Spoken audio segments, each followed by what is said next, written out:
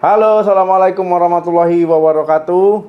Saat batuk berdahak, ini bagusnya dahaknya ini ditelan atau dibuang. Kalau dibuang kenapa? Kalau ditelan kenapa?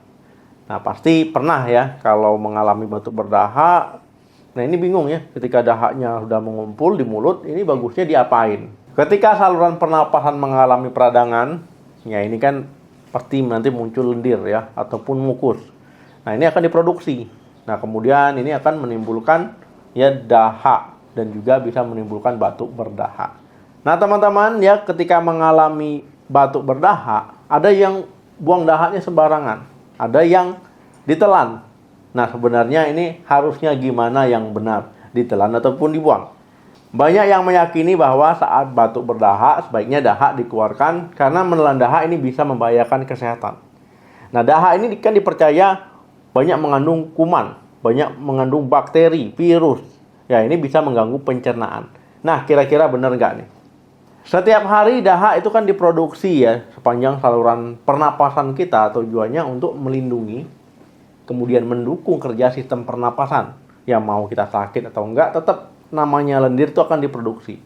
Nah, tapi lendir ataupun dahak yang normal, itu akan warnanya jernih dan juga encer. Nah, kemudian kalau seandainya dahaknya udah berubah, mengental, ya warnanya entah hijau, ya entah gelap, ya ini berarti menandakan adanya peradangan di saluran napas kita. Nah, dahak ini ya itu bisa berfungsi untuk menjebak ya benda asing, misalkan debu, ya partikel kotoran, iritan, ya virus, bakteri. Nah, jadi fungsi dahak ini sebenarnya kita sehat, kita sakit tetap diproduksi. Tapi tergantung ya normal atau tidak.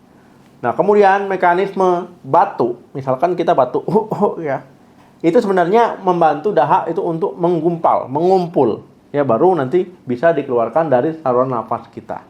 Tapi biasanya kalau seandainya batuk berdahak, yaitu batuknya kadang ditahan-tahan ya karena malu ya ketika suara dahak ketika batuk itu menggelegar. Semakin banyak dahak di saluran nafas, semakin sering pula teman-teman batuk. Karena ketika dahak mengumpal ya, dia akan merangsang refleks batuk kita.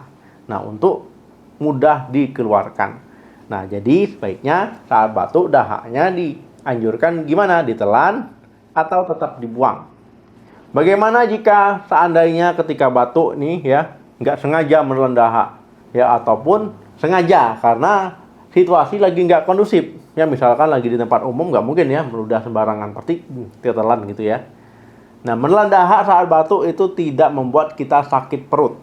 Ya, jadi nggak ada masalah di sistem pencernaan kita. Jadi nggak ada bikin kita mengalami gangguan pencernaan. Nah, walaupun dahak itu kan mengandung tadi ya partikel debu, kotoran dan sebagainya, kuman ya. Nah, tapi tidak menyebabkan penyakit. Tetapi dahak akan ikut dicerna di dalam lambung ya. Jadi kalau seandainya ada benda asing ya dicerna di lambung, kena asam lambung ya mati juga dia.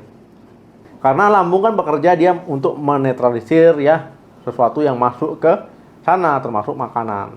Nah, kuman-kuman masuk ke sana, ke saluran cerna, diproses ya, kemudian akan dicerna. Nah, kondisi lambung yang cenderung asam tadi itu bisa mematikan kuman seperti yang saya jelaskan tadi. Intinya dahak ataupun kandungan di dalam dahak yaitu tidak menyebabkan penyakit infeksi di saluran pencernaan teman-teman. Tetapi ya misalkan penyakit infeksi tertentu ya bisa menyebabkan masalah di sistem pencernaan teman-teman ataupun nggak nyaman ya di perut teman-teman. Misalkan teman-teman tertelan ya bakteri penyebab tifoid ataupun penyebab diare dan sebagainya. Otomatis ya teman-teman bakal mengalami masalah. Ya kalau seandainya kalau hanya dahak itu nggak ada masalah. Kemudian jangan buang dahak sembarangan ya. Jadi sepakat ya, nggak boleh buang dahak di sembarangan. Nah, kemudian sepakat juga untuk tidak ditelan ya, tetapi pastikan dahak tadi ya dibuang dengan cara yang baik dan cara yang sehat. Dan juga saat batuk terapkanlah ya etika batuk dan juga cara membuang dahak yang benar. Ya, saat batuk teman-teman ya harus melipat sikunya, kemudian batuk ke sini, jangan ke tangan. Nanti kalau ke tangan ya megang orang, megang benda, kemudian benda tersebut dipegang orang ya ataupun salaman dengan orang tersebut bisa batuk.